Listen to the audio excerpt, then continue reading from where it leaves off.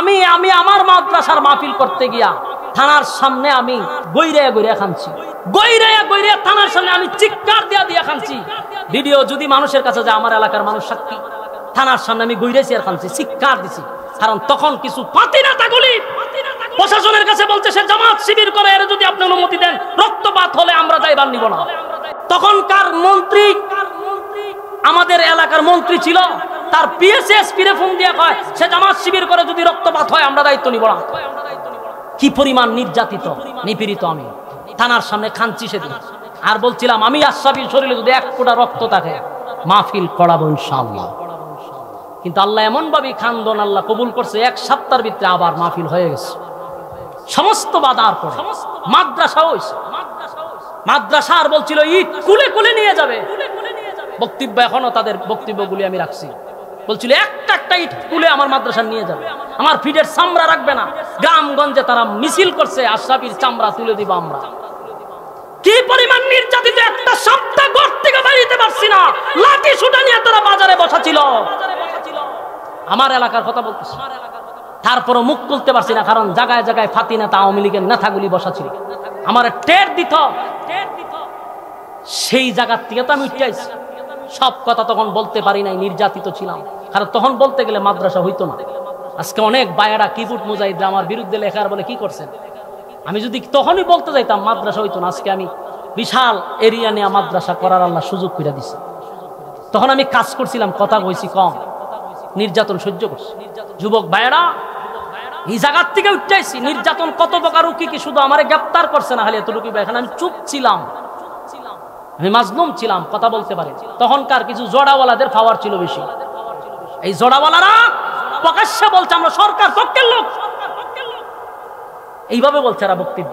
কিছুদিন যদি বিশ্বাস না হয় আমি আবার এগুলো আপলোড দিতে পারি, সবগুলা রাখছি।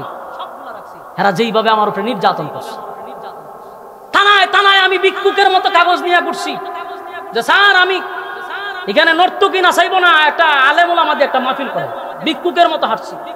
50টা বছর হলো স্বাধীন হয়েছে, কোনো হক্কানি কওমি আলেম আমার এলাকায় ঢুকতে পারে নাই।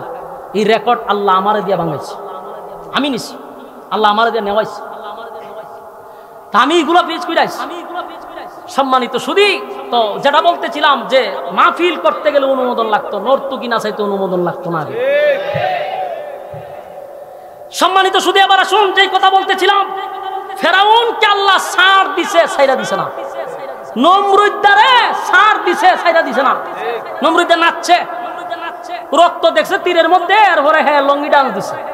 আল্লাহ হয় তোরে নাচবার লাগি আমি লাগাই দিছি, নাচতে থাক, তুই কতক্ষণ নাচতে আমি দেখে কেমন শেষে ধরছি নি কথা হয় না।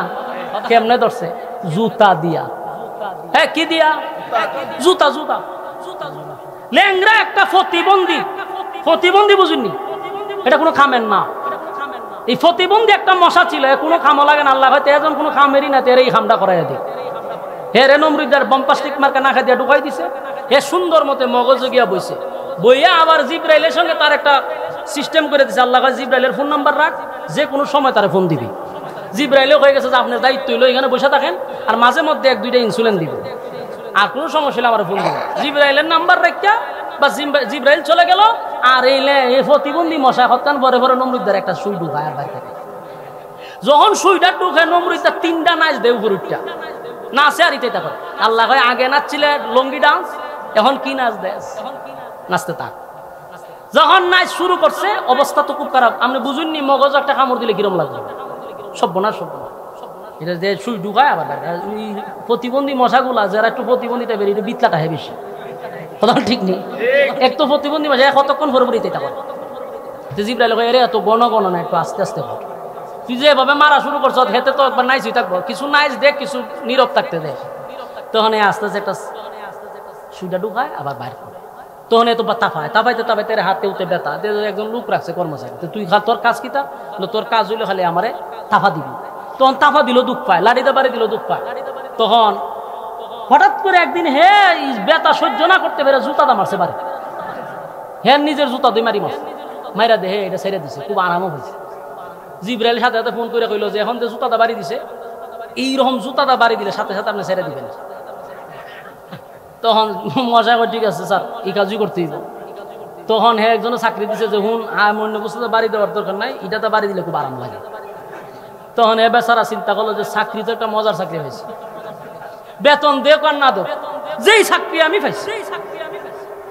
কারণ আচ্ছা মনে করেন মাফিয়া সরকার রে যদি আমারে কইতো যে আমার চাকরি হইলো খালি জুতা দা, আমি বেতন চাইলাম হইলে সব বোনাস কত লাখ টাকা দিয়া ডুবতুই চাকরি দিই এখন আমার।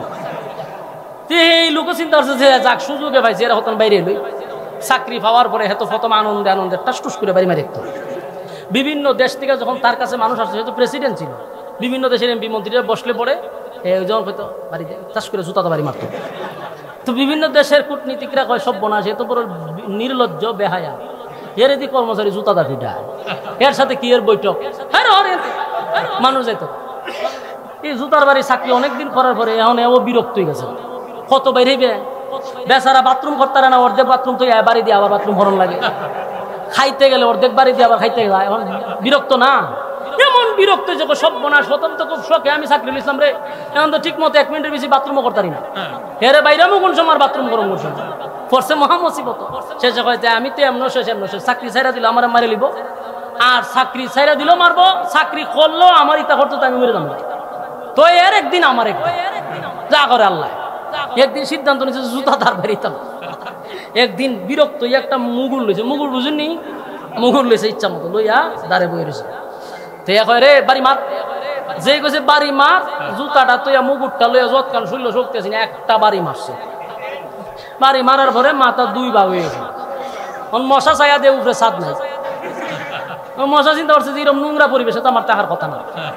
জিব্রাইলে ফোন দেখো স্যার এটা কি তা করেন, বলে তোর চাকরি শেষ। ল্যাংরা মশা চলে গেল, নমরুদ্দা শেষ। বলুন তো দেখি আল্লাহ ছাড় দিছে ছেড়ে দিছে? এমন সাইজ করছে জুতা দা, কথাখন ঠিক নেই। 45 মিনিটের ভিতরে যদি আফা না যাইতো তাহলে নমরুদের থেকেও বেশি হইতো। নমরুদ দেখাইছে একটার বাড়ি 18 কোটির মানুষের বাড়ি খাইতো, ঠিক কিনা বলেন? এর খবরটা বালা, খবরটা বালা।